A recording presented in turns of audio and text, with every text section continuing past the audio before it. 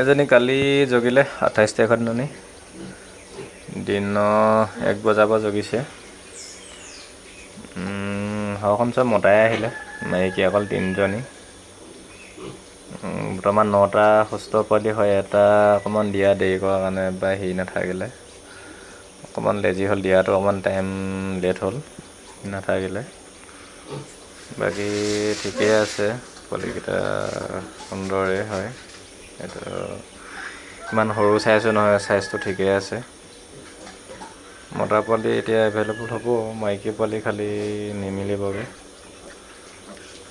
মাইকী মিলাবলৈ অলপ টান হ'ব এতিয়া, মাইকী অকল 3জনী আছে, অৰ্ডাৰ আছিলে মাইকী মিলাব নোৱাৰিমগৈ মাইকী।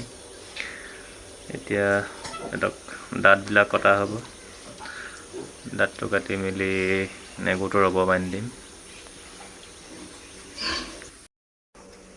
এইটো দাঁত কাটি হৈ গ'ল, নেগুৰ ৰবৰ বান্ধি দিলোঁ। এতিয়া সিহঁতি এসপ্তাহমানৰ পিছত নিজে নিজে ছিগি যাব। কাটি দিব পাৰে, কাটি নাই দিয়া, মই প্ৰায় বান্ধি দিয়া হয় ৰবৰ। নিজে ছিগি যাব, কষ্ট নাপায় ইমান।